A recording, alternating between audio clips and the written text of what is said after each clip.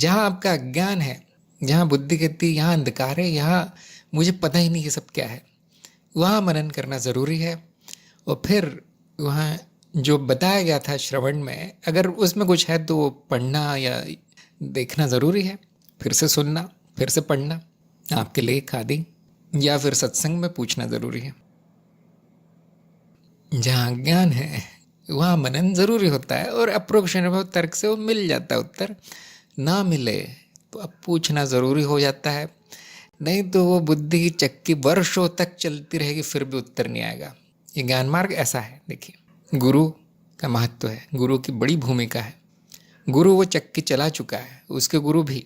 ये बहुत लंबी परंपरा हज़ारों वर्षों से चल रही है, अनंत काल से चल रही है, इसलिए हमारा समय बच जाता है। जो पूछेगा नहीं, जो सही प्रश्न नहीं पूछेगा कि मेरा अज्ञान यहाँ है, मुझे बताइए, थोड़ा समझाइए, तो वो अज्ञानी ही रह जाएगा। प्रश्न करना ज़रूरी है, इसलिए आपकी सत्संग है ना। बुद्धि स्वयं मौन होती है या हम कुछ कर सकते हैं? हाँ, आप कर सकते हैं। वो तब मौन होती है जब अधिकतर प्रश्नों के उत्तर आ जाते हैं और अधिकतर प्रश्न नष्ट हो जाते हैं। ये जाना जाता है कि या तो वो प्रश्न ही मेरे अज्ञान के कारण है, प्रश्न ही गलत है। दूसरी चीज़ों में उनके उत्तर आ जाते हैं जो बुद्धि को संतुष्ट करते हैं, तब वो शांत होती है बुद्धि। ऐसा नहीं कि वो काम करना बंद कर देगी, नहीं वो तो हम चाहते भी नहीं है। बुद्धि मनुष्य की सर्वश्रेष्ठ योग्यता है। हम नहीं चाहते कि वो बंद हो जाए, हम चाहते हैं वो बेवजह चलनी बंद हो जाए। बेवजह न चले, जहाँ नहीं चलना है वहाँ न चले। तो शांत शुद्ध सात्विक बुद्धि हम चाहते हैं, और जहाँ ज़रूरी होता है वो बहुत तेज दौड़ती। फिर बहुत लोगों का ये अनुभव होगा। जब तक अज्ञान है वो उलझी रहती है, उसमें उन कांटों में उलझी रहती है। कोई अर्थपूर्ण निर्णय नहीं होते, कोई अच्छे उत्तर नहीं आते।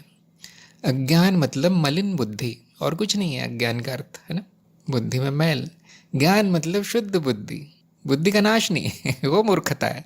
ज्ञान मतलब शुद्ध बुद्धि, जैसा कि प्राकृतिक रूप से उसको होना चाहिए। बुद्धि माया में कार्य करने के लिए बनी है।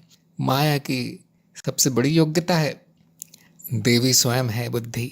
अब वो मलिन हो जाए तो हम इतना कर सकते हैं, शुद्ध कर लें, और फिर बिल्कुल सही चलती हो।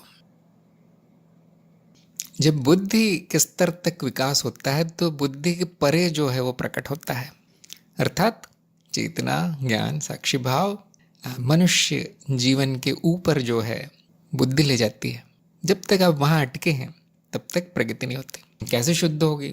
ज्ञान से। ज्ञान से ज्ञान कैसे होगा? ज्ञान मार्ग में, और कोई तरीका नहीं। बुद्धि के परे जाने का रास्ता बुद्धि स्वयं है। रास्ता बना लीजिए।